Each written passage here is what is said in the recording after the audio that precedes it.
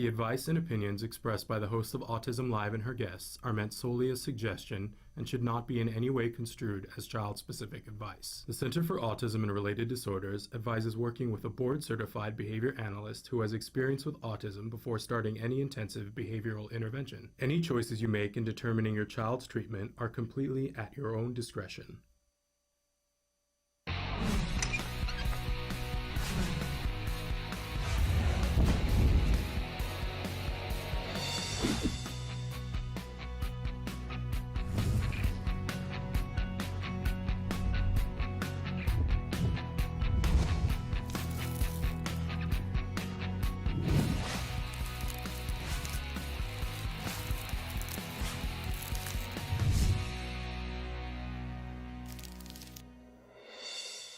Good morning and welcome to Autism Live. Traven just said to me, "You're hot," and I thought, oh, because I'm just starting a hot flash, because I'm so excited this morning to be with all of you, and because it's Wednesday and we have Dr. Doreen December with us live. So those are all reasons to have a hot flash.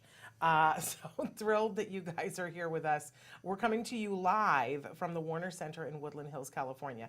This is the home for Autism Live. It is also the home for the Center for Autism and Related Disorders. We're going to be with you live for the next hour.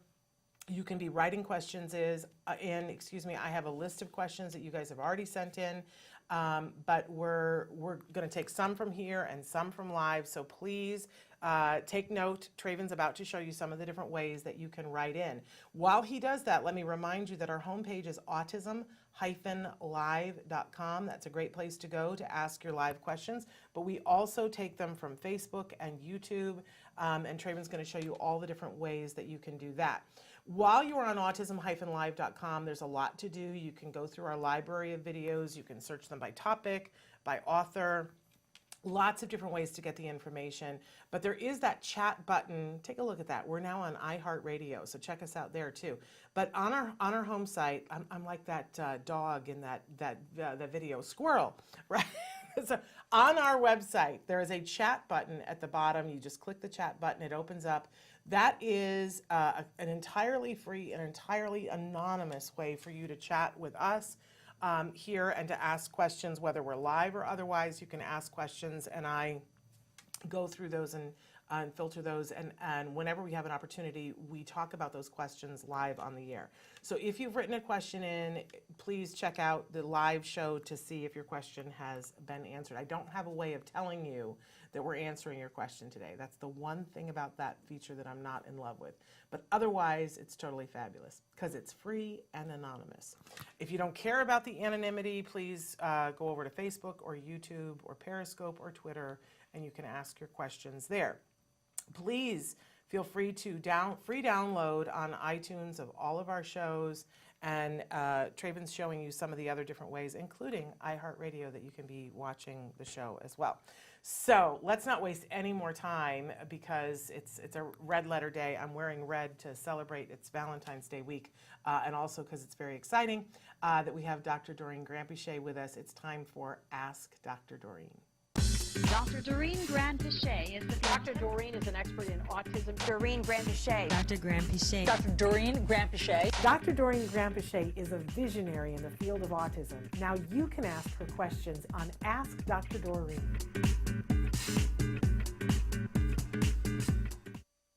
Good morning and welcome to Ask Dr. Doreen, and welcome Dr. December. I haven't been here in ages. I know, and we always say here that we reserve this time for you, but we know that you're busy. We know that you have a lot of things to do, and so we take what we can get, and we're grateful for it. I'm now almost completely retired, so I don't know if I Does call she it look like retired. somebody who's retired? I don't think so.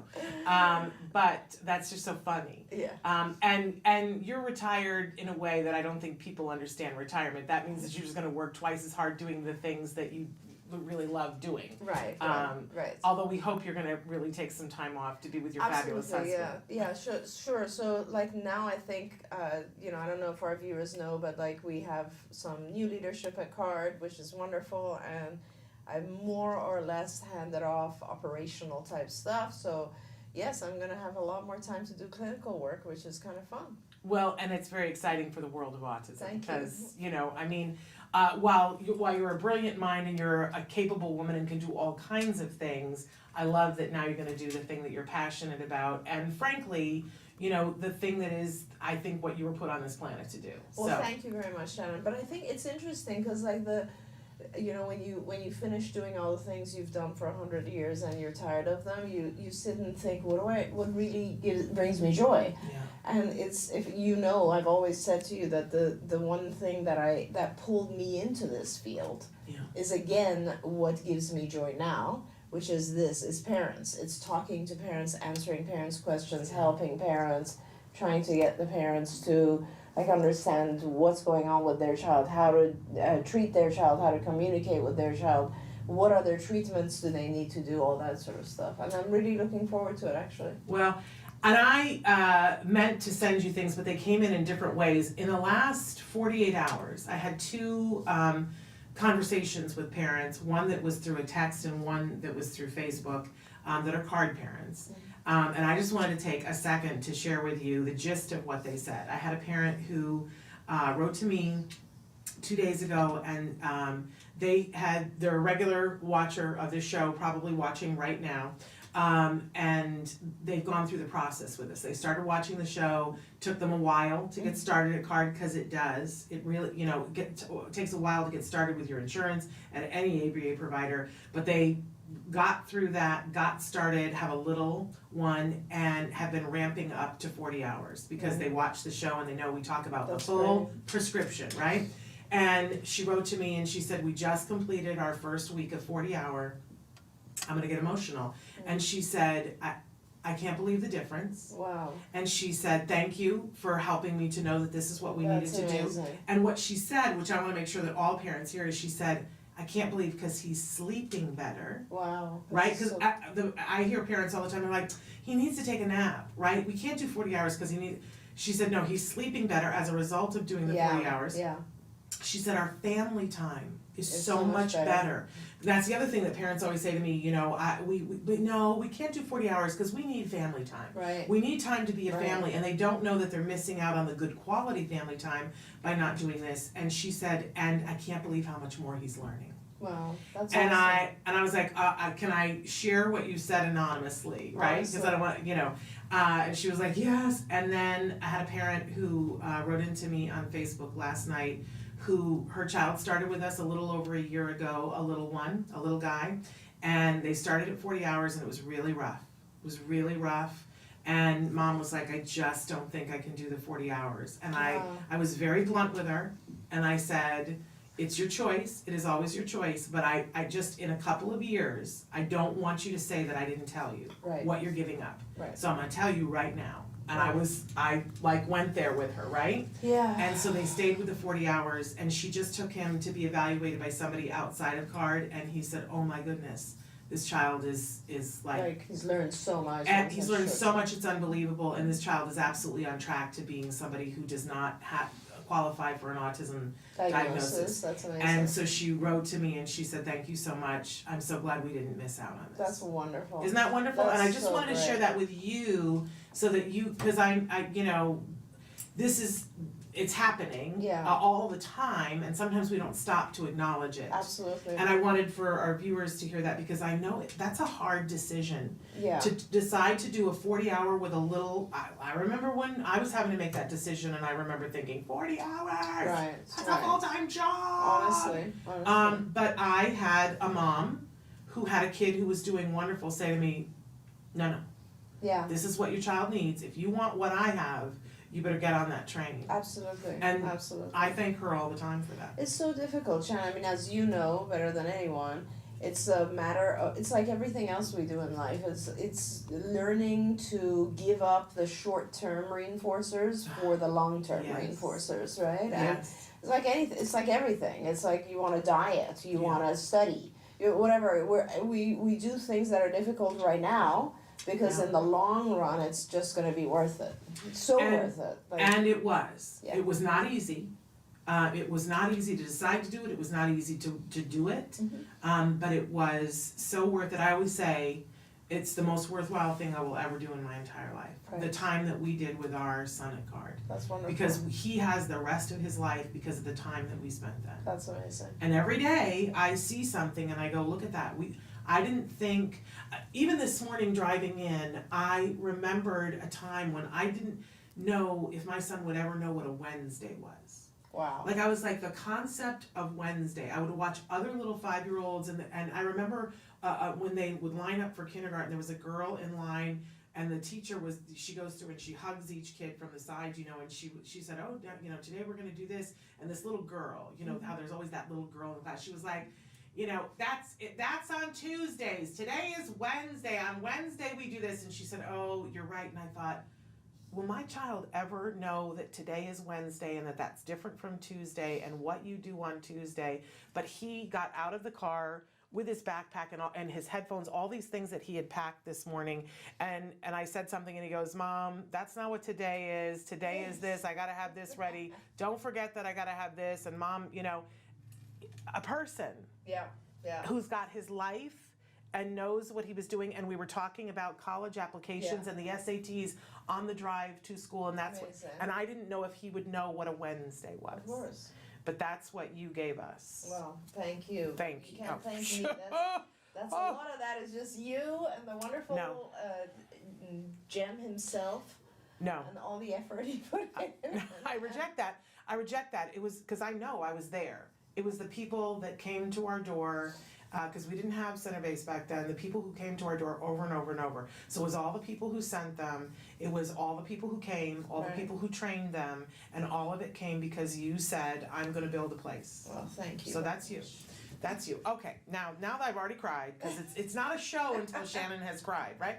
Okay, we have questions for today. Yes. By the way, we have to give the disclaimer that there is no expert in any field that could give individual specific advice in this format, right? So when you write in your questions, and we hope that you will write them in, and your comments and your concerns as well, we hope that you will write in as much specific information as you can, knowing that Dr. Grandpichet is going to give you information of a general nature to help you to know what questions to go back and ask the experts who have literal eyes on your child.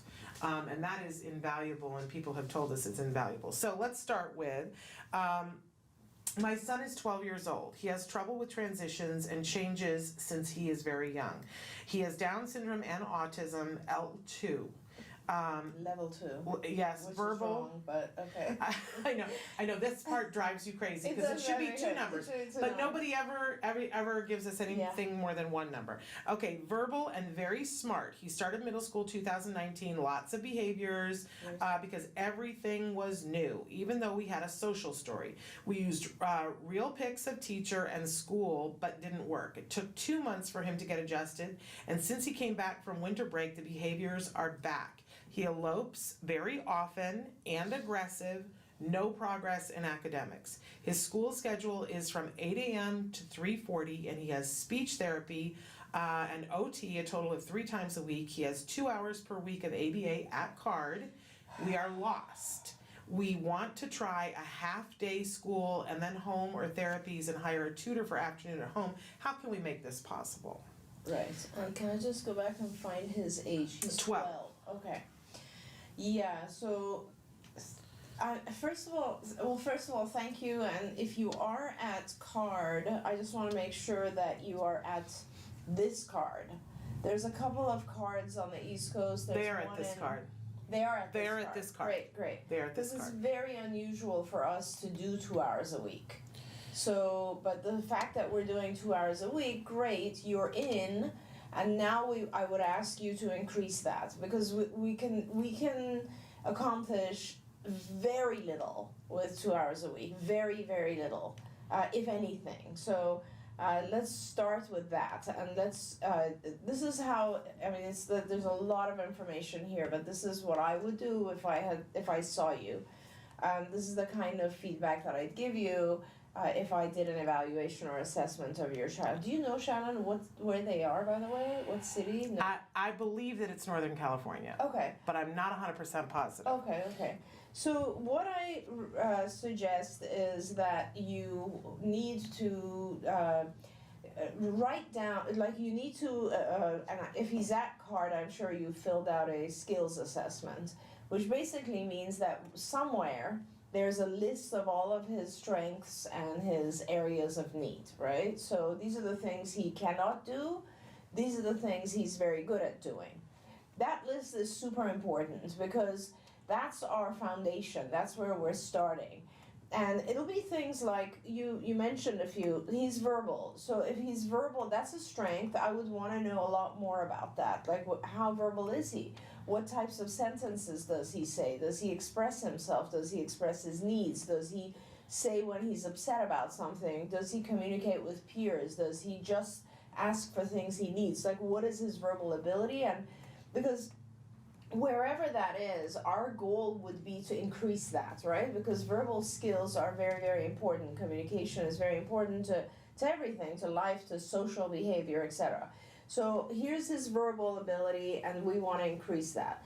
And then you wrote, let's say he has lots of behaviors, and I don't know what that means, but I assume that means he has challenging behaviors, and perhaps they are in relation to transitions, maybe other things as well. So we'd want to list all those things, and we'd want to say, these are the behaviors that we need to increase, and these are the behaviors that we need to decrease. So for example, instead of being aggressive or running away, he elopes, we want him to communicate more and say that he's upset. Instead of running away, we want him to say, I don't want to do this anymore, or can I have a break, or something like that. So all of these behaviors, challenging behaviors, have to be decreased or completely eliminated. And these other positive behaviors like communication and social behavior and even academics and all the stuff that he needs need to increase, right? So that we're approaching the norm a little bit more. Now, in order to do that, I can tell you that, unfortunately, if it was as simple as let's put him in school for full-time, 8 to 3:40, then that would be great. But unfortunately, our kids just don't learn that way. They need the one-to-one. They need the specialized instruction. They need the instruction that's just based on their skills.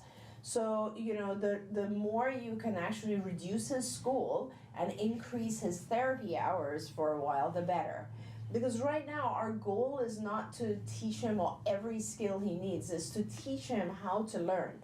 It's to teach him how to be within a series of rules. It's to teach him to be compliant, to learn things based on reinforcement theory. It's to teach him to, like, you know, be motivated about increasing his language and not motivated about running away or being aggressive.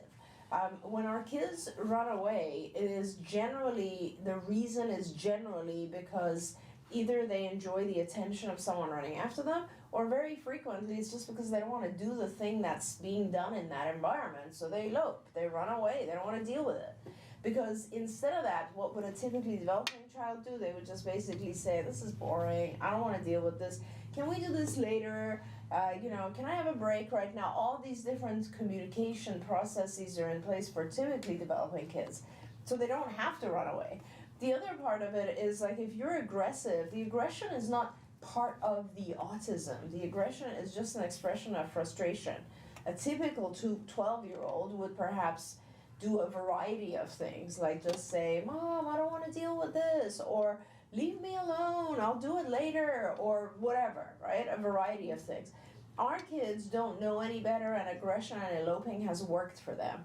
So it takes a lot of time for us to teach a child that eloping doesn't work, aggression doesn't work. These are not the right way to communicate. And so my real suggestion to you is, yes, if you can do half day at school, or even flip his school schedule. Like, as you know, at CARD we have a very significant shortage of therapists, even though we have like close to 6,000 BTs now, behavior techs now. We just don't have enough of them. So our mornings, we always have a lot of therapists available in the morning. So if there's any chance that you can provide us the morning time, like he comes to CARD from 8 to 12, and then he goes to school from 12 to 3:40, that would be ideal, because he would get a lot out of the morning sessions. He would get a ton out of that. I don't know if something like that is possible, but it's something close to that. I mean, if you can't do that, sure, you can always try to get him afternoon sessions with us. It's a little bit harder. You do not need a tutor. We will teach him everything he needs to know. I don't know why you would need a tutor, because they're thinking about hiring a tutor for the afternoons. They're in Texas. You're in Texas. Well, I mean, and we have lots of offices in Texas, and I don't. At a good office. Yeah, lots of good offices there. Absolutely, at a great I agree. office. So I mean, I think those are the things you have to do. It's not. I don't think, and I haven't seen your child, but it's not really about. It's social stories at this point. When you have things like aggression and eloping and stuff, social stories are not they're not going to work. It's not enough. The child first has to learn that his behavior has a direct consequence, and like if they elope, they're not going to get away. If they hit, they're not going to achieve what they wanted. But if they ask, they will get what they want, and if they say things nicely, they will. That's a process that can only be taught through hours of ABA. So really, yes, my answer is you need to intensify the ABA and reduce the schooling for a while if you can. And that makes sense that they would be in Texas, because they are, we do have a state program in Texas where we do 6 hours a week, so. But there's another way to do that, and I'm going to ask this parent to reach back out to me specifically about upping your hours if you are on the Texas grant. I don't remember if that is why, but we need to work for you to get more hours for your child. Absolutely right. That's what needs to happen. Right. So yes. Reach back out to me, and I'll reach back out to you, and let's make that happen. We're going to take a short break, and you guys have written in a bunch of questions on the live feature, and we're going to come back and talk about some of those, so stick with us. Hey, I'm Candace Cameron Bray. Tom Bergeron. You're watching Autism Live. And you're watching Autism Live. And you're watching Autism Live. You're watching Autism Live.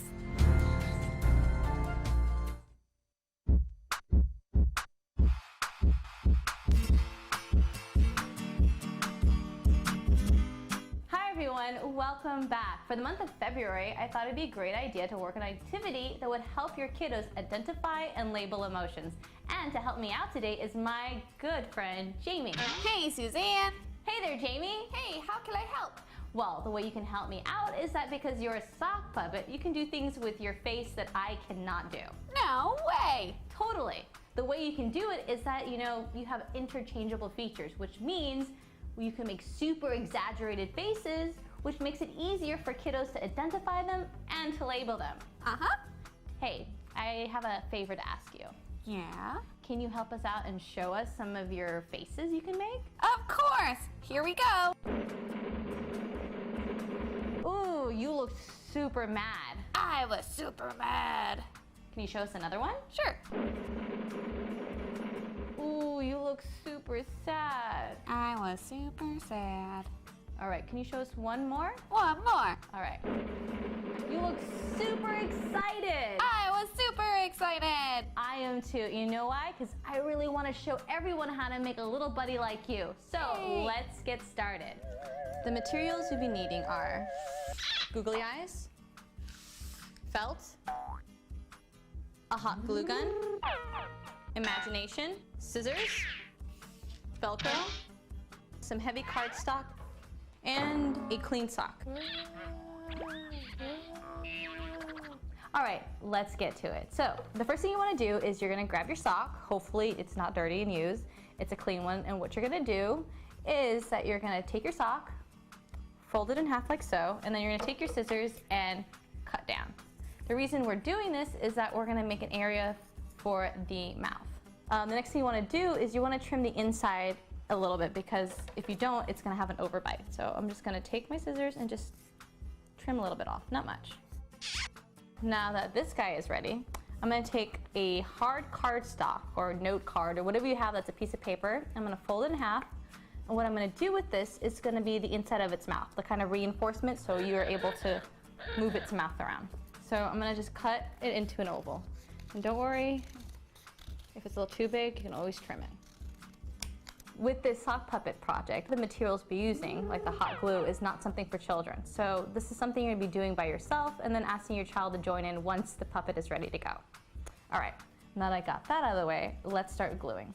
I'm gonna take my hot glue gun and I'm going to glue it on the paper. Okay, once I have that, I'm gonna put that in the inside of its mouth, and then I'm gonna take the sock and then pull it over the edge and cover it with the glue.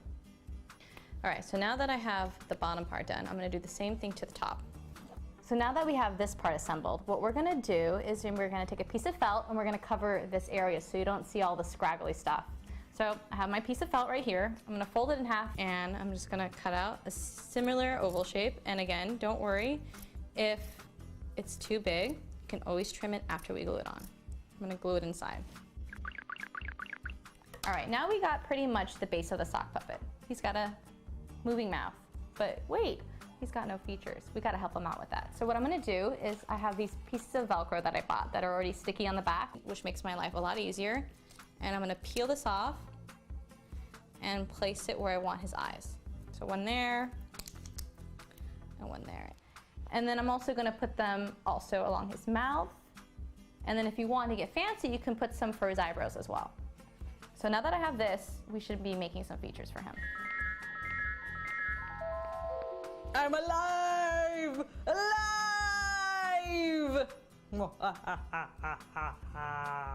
I had a great time with my buddy Jamie, and I hope you did too. Until next time, bye. Bye. And don't forget to send us your photos at facebook.com/autism-live.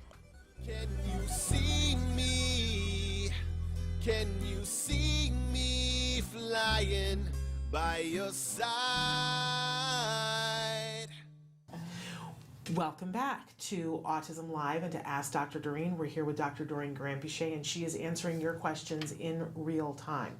Now, we have a question that came in two different ways, and I don't know if it's the same person, so I'm going to read one of them and we'll see. Hi, I love your show. My son just started ABA at 2 years of age. Don't know if it's all going the right way. I can definitely see the progress, but not sure how programs like matching and Give Me will help him in the future. Oh gosh, I love this, mother, because I lived in that neighborhood. Yeah, this was not what I thought ABA was. It's very robotic and far from the real world nursery reception. Will ABA make my child always dependent to a one-to-one teacher? Also, how can I generalize the program and his learning at home? And online, what somebody wrote in and said, same thing, 2-year-old, that everybody is telling them that it should be play-based and fun and that kids learn in their natural environment, but that her son is having a very structured DTT at the table all the time, performing what seems to be very robotic, and wants to know if there's something wrong. I feel like they might be the same person, but they might be different people. Same question though. Yeah. 2-year-old, are we doing stuff at the table? Everybody now says, it needs to be natural environment, the whole thing. Yeah. And everybody uses the word fun. Yeah. I'm dying to hear and of course, I have an opinion on this too. Yes, of course, because you lived it. And this might be a question that's pretty common for parents. I don't know. Absolutely. And I have to say that. So if I could just tell everyone, just trust me and do it this way, that would be the easy answer. Yeah. But let me try to explain why this is the way to go. So first of all, let's say this is the way to go. Yes, we want our kids to have a little bit of fun, an average amount of fun when they're 2, 3, 4, whatever time. But that fun will now be very, very clearly defined as reinforcement. And that reinforcer can only be given to the child as long as they do something educational. So, and I'll explain to you why. It goes again back to, there's a universe of things we want our kids to learn, right? If our children actually did learn from the natural environment, there would be nothing different about them than typically developing kids, because typically developing kids learn from the natural environment, right? Our kids have a much harder time learning from the natural environment for a variety of reasons. One reason is they're distractible. Another reason is they are very focused on stimuli in the environment that they shouldn't be. Like they hear sounds differently, they might look at things in a different way, etc., which distracts them. Another thing is some of their precursor skills are lacking. So some of their prerequisites, like let's say just understanding basic language. So if you understand basic language, you're much more likely to pay attention to people talking, and from that you will learn more and more language, right?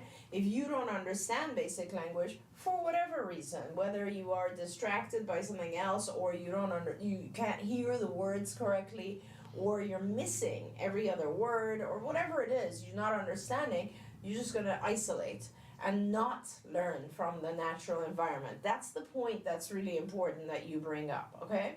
So now I have a universe of things to teach my child, and they don't learn from the natural environment. So what do? What I have to do is I have to do just like we do with everything else. We do tutoring. Think of it as tutoring. When your child falls behind on, let's say, math, what do? You hire a math tutor, right? Math tutor doesn't come and play and put a whole bunch of cubes there and do it in a fun way. You have to do certain things in order to learn math. We all had to memorize the tables, right? How many people actually on an everyday basis use, what is 6 times 7? You don't, but you do, because it's a precursor to a whole bunch of other stuff in your universe that you naturally, now it's become one of the building blocks of the rest of your functioning. So all this stuff that your child is learning, matching, imitation, receptive language, later expressive labels, and so on, all of that stuff will be the stuff that everything else is built on. These are your building blocks. And it is very, very important for your child to learn these things. Now, that means it is important, and why discrete trial? Why discrete trial? This is super important. Simply because it's the fastest, period. It is the fastest way to get this information in. Now, if I have 10 things I have to teach my child, and my child, if they do discrete trial, they learn 10 things per year, okay, then discrete trial is the way to go. If I do natural environments, they're going to learn 5 things per year because it's a slower process. So that means at the end of my first year, I'll still have 5 more things for year 2, but year 2 still has 10 more things of its own. So you just never catch up. You need a process that's going to teach your child faster than they're aging. That's discrete trial. That is the only way you're going to get there, because I will be able to teach your child it's not just, and I really recommend that you go on skills, even if you're not a skills user, I highly recommend you just go on skills, because skills is our database of like lessons, and it's our curriculum and so on, and you go on there by going to skillsforautism.com. Just go in there, try to look at just the lessons, just see how many lessons there are. There are literally hundreds and hundreds of lessons for even a 2-year-old. And by the time your child becomes 3, there's more. It isn't just matching and give me. It's give me every single item in the universe. And then it's a matter of labeling every single item. And then it is a matter of putting those into sentences that involve like descriptives and pronouns and adjectives, and that it's a lot coming. So right now it might be matching and so on and so forth. Matching, by the way, is a very, very important skill. I like to talk about that for a second. Matching is how we organize a library in our brain, and that's super important. It's sorting. When you match things, you realize that these things are somehow similar and they're different from these things. And that is extremely important for future retrieval. If we don't teach a child to, let's say, match things in the right way, they're just memorizing a whole bunch of facts, and later on when I ask the child, like, give me something that is brown and long and you can write with it, those 3 categories have not been put in their brain, so they won't be able to retrieve pencil. You know what I mean? So it's really important that we do this stuff the way that it is right now. Believe me, it's just like I can tell you this, that we've built this over 30 years. You have to do a little bit of discrete trial. Don't worry, the discrete trial very quickly becomes, when something is mastered, so as soon as your child learns matching and goes to the next level of complexity, the level they learned will now become more play-based and natural. Now, making it natural and making it like the natural environment is also extremely important, because otherwise it'll extinguish. Like, the minute we have to teach everything and then make sure it looks like the normal environment so that it doesn't go away. Like, your child then starts to use it functionally. But the actual teaching has to be in discrete trial. And so please don't worry, you're doing the right thing. It's not robotic, I promise you. It will become play-based in the future. Right now, if you start doing a lot of natural and play, you're wasting time. It just will be too slow and your child won't catch up. And I second that, but I want to say that I honor what you wrote in and asked. I asked the same thing. I was so excited once I had met a kiddo who was doing well and doing ABA at CARD, and and it took us a couple of months to get started, and I just like couldn't wait. And then they came in, and the first time I saw them say to my son, touch car, in that very way that they say it, touch car. And I remember going, oh, we are so screwed. Yeah. Like, I wanted my child to go to college. I wanted everything. You're going to touch car? How are we going to get to college from touch car? Yeah. What? The anxiety level went up. But I will tell you, my kid is getting ready to go to college. Touch car does get you to college. Give me car gets you to college if you keep doing it often enough at the right amount. Right. Now, it has to be fun at some point. Right. But there's what I hate about when we videotape. And at some point we need to be able to show like an entire session. Yes. For people to see, because that's actually a good point. Right, because they'll see the DTT and they'll go touch this whatever, and they don't see, and they go good job, and then they see them arrange good job in that very good job kind of way, but they don't see that they like do it a number of times and they go, okay, now you get to go do the thing you said you wanted to do, because they did a preference assessment first, and now we're going to go play with this, so that it is reinforcing. If all they're ever doing is at the table and he's not ever getting, if you're not hearing that good job, and now you get to play this for a minute and a half, go, here's your marble for your marble run, go do your marble run, good job, okay, now we're back here, we're doing this, and then it should be like that level of, it should be somebody who's doing it fun, but the actual thing of it looks robotic, because that's on the way to getting to the point where we say, by George, I think he's got it. And the best example that I give all the time was when my mother came to visit us, and my mother really hated that we were going to do this ABA thing. And I had said to my mother, I need support or silence. Those are the only two things I have the bandwidth for, Mom. Yes. She did not care for that either. And then she and I went and sat in this little room with a baby monitor where I could work, and she was watching, and she was like, I just got to tell you, you've signed up for something stupid. And I said, yeah, I know, Mom, just watch. And for an entire week, Monday through Friday, she watched as the therapist came and went. And at that point, they were learning that he was learning like categories and functions and features and things. And they were using animals and vehicles. He was learning those two things, right? And she was like, this, every day she was like, this is so stupid. You are wasting your time. And by the time we got to Friday, my son, who at the beginning of the week, if you asked him, what is this, a little figure of a bird, he didn't know, and he couldn't tell you anything about a bird.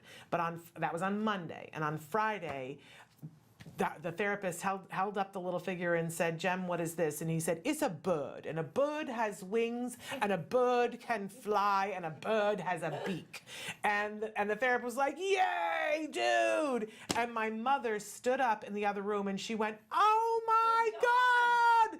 This is the most amazing. Why isn't this on the nightly news? Right. This is the most, because she had watched the arc of teaching him something from A to Z. That's right. And until you have seen the arc of one thing go to A to Z, you don't know. But once you see the arc and your kiddo gets it, imagine millions of those arcs. Right. I watched my son be on the junior high, the very first day of junior high, where I was told that he could not go, that he needed to be, not included, and you told me you got him ready. Yeah. And you said to me, Shannon, don't take this away from him. And I watched him, and I watched everything that they had taught him cohese into this person who was a social butterfly and having conversations. I watched a conversation break down, and all those skills were his. At one point, they were taught to him very systematically, you could say robotically, but that was so he would learn it. But eventually they taught him how to make it his own, and it was.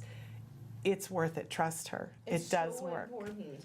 And thanks for saying all that and reminding me. And just for any parent who worries about like the robotic nature of DTT, I want to tell you something. As I go to visit CARD sites and as I look at our therapists, the number one criticism that I have is you're doing too much natural environment, not enough DTT. Exactly. So that's how good you should feel about it, because it is DTT is the excellence level. It's the core of ABA. And we have to be very good at doing that when our kids are 2 and 3. Because by the time they're 5, let me tell you, it gets harder and harder you just run out of time. Yeah, absolutely. So be like excited. And watch. And don't worry. Don't worry. Watch for that arc of something, and as soon as you see that, you're going to go, okay, I see it. Right. And you will get super, super excited. All right, we're going to take another short break, and then we're going to be back. Thank you guys for writing in. I'm trying to monitor it. Okay, stick with us. Do you provide care services to someone with autism? Recently, more and more children are being diagnosed with the condition and getting the support they need as awareness grows. But what happens to these children as they grow up? It's estimated that over 500,000 youth with autism will turn 18 in the next decade, and they'll be faced with a very difficult reality. As children with autism grow up, their services start to disappear or become very difficult to access. Things like medical care, mental health counseling, vocational training, and more. All services that are still desperately needed.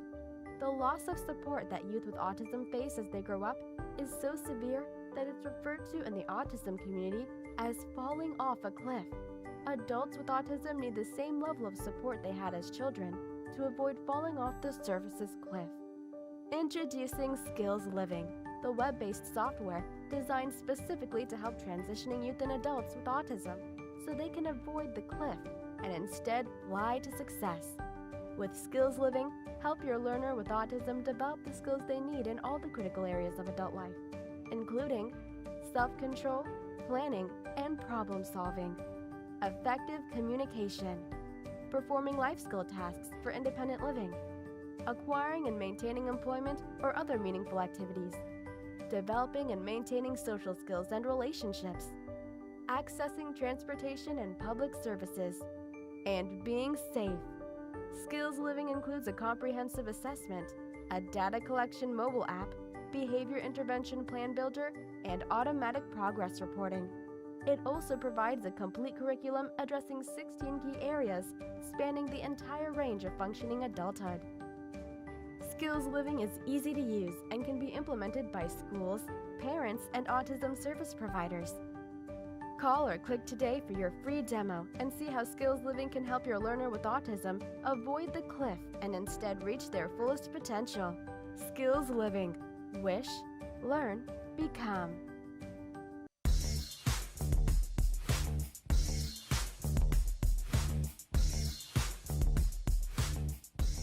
Parent to parent, having a compliant child is one of the greatest things on earth. But frequently we ask ourselves, why doesn't my child listen? Well, here are some tips to help us to get a listening, happy, compliant child. First, we want to make sure that we make compliance worthwhile. Whenever your child does something that's compliant, make sure that you praise them and heap rewards on them that are meaningful to them, things they really want. One of the things that we have to be mindful of is that if the child isn't compliant, we have to praise more often. Just heap it on. If you say to yourself, there's nothing to praise, they're not doing anything that I want them to do, then ask them to do something that they already want to do. This is a really tricky way of being able to praise them. And then, of course, the last thing that we want to do is catch them doing good things when they least suspect it. And make sure you heap that praise on, because having a compliant child is one of the best things in life. Token economies are a great way to get to good behavior with your child. Yeah. Welcome back. We are here with Dr. Doreen Graham-Pichet. Isn't that a lovely thing to be able to say?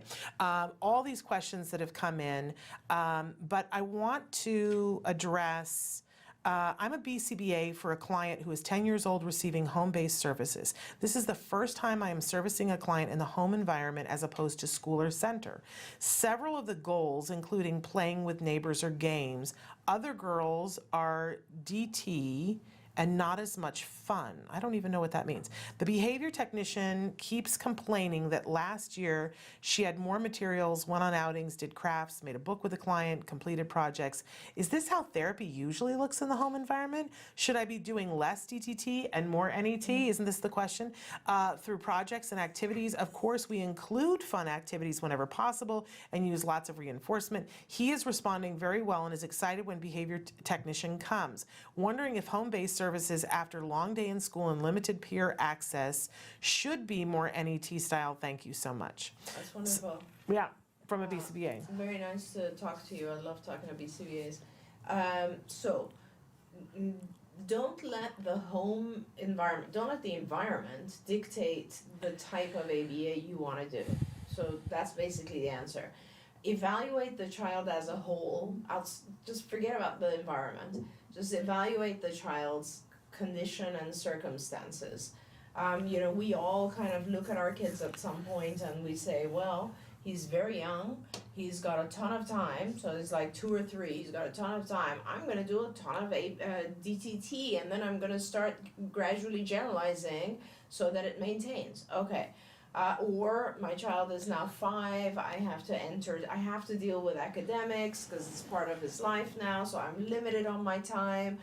How much DTT do I want to do? How much NET? Maybe I should be doing more NET to prepare him from school. All of this kind of stuff is your decision, and it's based on the what is available to the child and what does he have to do and where do you want to get him, right? So forget about environment. If you had him in school, if you had him in your room at home, it doesn't matter. It's about what you want to accomplish, and you as a BCBA know how much time it takes to do NET and how much progress you make. You know how much time it takes to do DTT and how much progress you make, and whether or not it would generalize to his environment. Think about all that, and then once you've decided, hey, let's say you'll say, you know what, I have only, every day, the BT has like 3 hours a day with this child, and the rest of the time he's in school and he's not supported. I'm just guessing all of that detail. So what is he getting out of school that I don't want to replicate at home, because now I really want to just do something that he's not able to get at school. And then you decide, let's say you say, hey, I want out of every hour of the 3-hour session, I want the first 20 minutes or 30 minutes to be more DTT based, and then I want my child to do some sort of play activity or NET or what it is, and then you set that up. Arrange the home just like you would a center or a school-based program. Make it, don't let the environment dictate the type of ABA you want to do. And I will tell you that historically, so all the way back to the 70s and such, when we started developing ABA at UCLA with Lovas, it was all home-based. Most of it was home-based. 99% of it was home-based, and it has only been over the years that we've come to realize that what you do in the center actually has a higher kind of speed of acquisition, and therefore you generally tend to do more in the centers. But you know what, if you have a home-based client, this is what you have to figure out. Even change the home-based scenario so that it's 100% DTT if that's what you want. Yeah. Okay, we've got a lot of BCBAs and therapists writing in. A therapist wrote in and said, hi, how many programs or skills are generally targeted at once? Oh, great As a therapist, I've been working on anywhere from between 10 and 30 targets at a time. Would it be more effective if I focused on one goal at a time, for example, working on just matching in categories, as opposed to also working on social, ADL, academic, play, ... Yeah, a great question, good job. So there's several different ways to answer that. It's a little bit hard. First of all, I don't recommend that you work on one thing for the whole session. So just because the child will get tired of it, and there are too many things. So the way that I look at it is you will have identified a sort of series of lessons that you want your child to learn. Like at CARD, what we do is we base that decision on their skills and deficits, which is kind of figured out for us or calculated for us using the skills a platform, right? So if you're a BT out there, you're welcome to go on skills as well, or get the family to get a license on skills, and then you can assess the child. Every child has a different set of things they have to learn. So you will find then a massive list. So let's say you've already accomplished that and you're at a point where you're like, okay, these are the things I have to teach the child in language and cognitive skills and executive functions and motor, play, social, all the different areas, right? And there's like a ton of lessons. Now you have to realistically look at the child's age again and determine, are they in school, which means I give up like half of my time, or do I have access to the child for a lot of hours? How many hours is the universe allowing you to have with this child? Let's say you know, and that helps you determine how quickly you can get through this curriculum. If you have an open number of hours and your child is very young, you could do a 40-hour program, which is ideal. The 40-hour-a-week program, that means you can select from all of these different curriculum areas.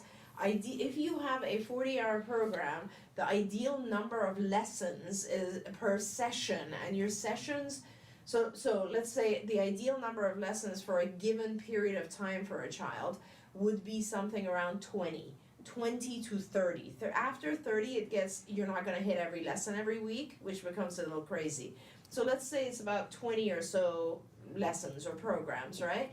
Now, in a given session, if your session duration is about 3 hours, you should be able to hit most of those lessons and also have breaks. If it's shorter, if your child can only focus for, let's say, 2 hours, then you're going to select certain things to be done on Monday, Wednesday, Friday, other things to be done on Tuesday, Thursday. That's kind of how you determine it. You want to make sure that you don't have any lessons in the child's curriculum or in the child's program that you never touch per week, right? You also want to make sure that you're giving the child a whole variety of things, because two things. One is you don't want your child to get bored by doing the same thing. And the other thing is your child will have strengths and weaknesses. So some lessons will be easier than others. Typically for our kids, Shannon, like verbal lessons are harder, like a lot of times. Visual lessons for a lot of kids are easier. You want to mix and match that because you want your child to have adequate access to reinforcers, right? So if your child is all doing verbal, believe me, it's going to be an aversive lesson. They're going to want to leave. If they're doing what I do is like when my patients are sick, I'll do a lot more of the lessons that they're good at and they enjoy, so they get a lot of reinforcer that day. If my patient is on their best and has had a good night of sleep, I'm going to do harder lessons. So these are the types of things you have to consider when you're selecting. When I used to do therapy or oversee cases, I would always have a checklist for the whole week. Monday, Tuesday, Wednesday, Thursday, all the lessons, and we still have that at CARD. And basically you would just say, okay, do this one these days, these sessions, and then put your initials that you did it, so that we were sure that all the lessons had enough time. Absolutely. Think about it like when you go to the gym. Like if you only did squats, like you know those muscles get tired and you don't want to do it and you don't really get to the fitness. As if I would know. Just saying. Okay, the BCBA wrote back in that you answered the last question, said thank you so much for answering my question about services at home. Gave me a lot of clarity. We're working on getting him into mainstream environment. So it just buzzed up.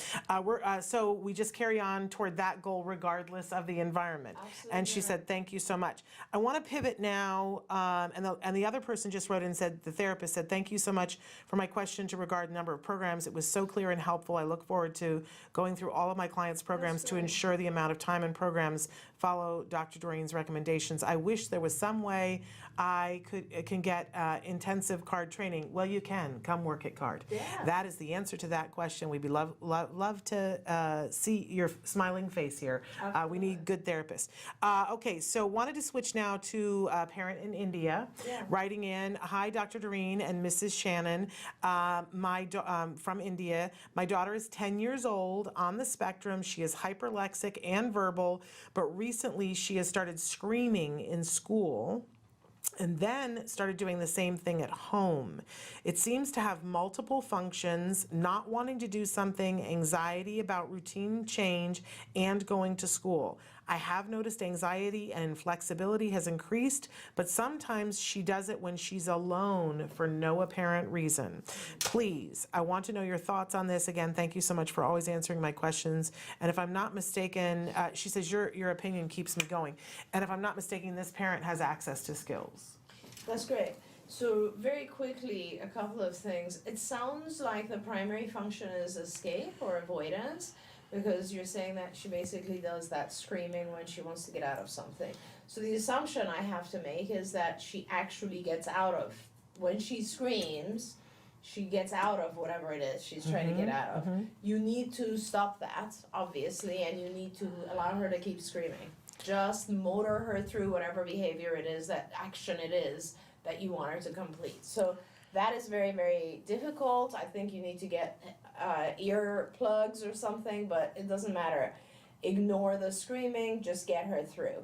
The other thing is, if she's screaming when she's alone, that's more kind of a self-stimulatory type of function that basically means maybe she's enjoying the sound of it, at which point let's deal with one at a time, right? So if it is a situation where you've placed the demand and she starts screaming, make sure you follow through on your demand. That's pretty much the first thing I want to make sure you're doing. If she continues to scream, just continue doing whatever activity it is, and then when you're finished with pretend like the screaming is just not happening. When you're finished with the activity, go on a break, come back, just do your routine. Do not pay any attention to the screaming. Let's see what happens. Okay. Also, India, I want to tell you that I don't know if I told you this, Shannon, that I personally donated a lot of money to the Association for Behavior Analysis. Yes, you told me that. Yeah, it's very exciting. So they're doing like an endowment in my name so that students like BTs and behavior analysts can get grants every year under my name. That's going to happen this year. But as I was speaking to the Association for ABAI, their president and CEO, Maria Malott, who I respect a lot, said to me that they really need some funding, something like $20,000, to put together a delegation of behavior analysts to go to India, because they're trying very hard to get funding for ABA in India and so on, and I said I would fund it. So I think that they're going to send a delegation to India, which I'm very excited about, because we have a ton of families reaching out in India. Absolutely. So keep us posted so we can let this family know. In India, yeah. Wonderful, wonderful, wonderful. We have just enough time for me to probably read this question. Our West Virginia mom says, my son is 6 and diagnosed high-functioning ASD. We just had testing done at Children's Neurodevelopmental Center. I'm confused by some of the results and new diagnosis he received and need insight. Did a battery of tests and assessments, and it showed that his working memory is impaired and considered low average, but I was not giving it any suggestions what I need to do to help with that. They also did an adaptive test that showed low scores for health and safety, which they said is typical with this diagnosis. Last diagnosis was ARFID, Avoidant Restrictive Food Intake Disorder, and said his is severe, but also noted a need for OT-PT speech and said he is delayed in all 3 areas. What should I be focused on with this new information? I'm pretty overwhelmed and not sure exactly what I should be focused on more. Thanks for any input. I really appreciate all you both do. Yeah, sure. Did the parents say the age of the child? That this child is 6. Yeah. So that's a way too big question for me to answer right now, I'm afraid, because I'd have to talk about it for half an hour. Okay. What I have 2 recommendations to how we can help this family. One is when you write back in, and hopefully next week we'll do the show again and discuss this. Yes. But please let us know if your child has received ABA, because if your child is or has received ABA, this is how you will do exercises that will help with working memory and all these other things. This is I can fill in some of that for you. Yes, this is our mom that at one point was a card therapist. Okay. So she was trained to be a card therapist, was working with a family in a remote services thing, left that, went to West Virginia, has not been able to have ABA, but has been doing it on her own with skills. Wonderful. With both children. So there should be, under the executive functioning section, activities that will help improve memory. Now that's one. The second thing is, Shannon, if you have, because we're out of time, but Yes, if you I know. have Evelyn here, Yes. the person, she would be able to address the issues of both. It seems like this child had a Vineland done where they got a very significant score on health and safety. Okay. Evelyn will be able to explain that more, as well as what working memory is. Yes. And how we can help improve working memory. Okay. The good thing is we've addressed both of those issues in skills. Yes. We have a lot of lessons that focus on safety and health, and we have a whole section that we did on different types of memory and exercises and activities that you can use. Wonderful. We are out of time. I want to thank you so much for being here. Such a pleasure. We have a big forward to it now. we have a big announcement that next Wednesday it is our intention, fingers crossed, that we will come to you live from one of our card offices in Fresno, California. Both Dr. Grant-Pichet and I, so we will be doing that Wednesday during this time next week. Also want to say to you, you want to make sure that you stay tuned this week. Tomorrow on the show we have Erin Herman, from Stinky Boys Soap. This is an autism mom that she and her sons have created a type of soap. You're going to want to be here to hear her story. And then on Friday for Let's Talk Autism with Shannon and Nancy, we have a young woman on the spectrum who is the most incredible singer, trained at the Boston Conservatory, amazing voice. Her name is Katrina Aguilera, not to be confused with Christina Aguilera. Katrina Aguilera, she's going to be with Nancy and I telling us what's going on in her world. And for those of you who are Disney fans, you're going to want to hear some of what she has to say. So all of that coming up this week. Until tomorrow, give your kiddos a hug from me and one for you too. Bye-bye for now.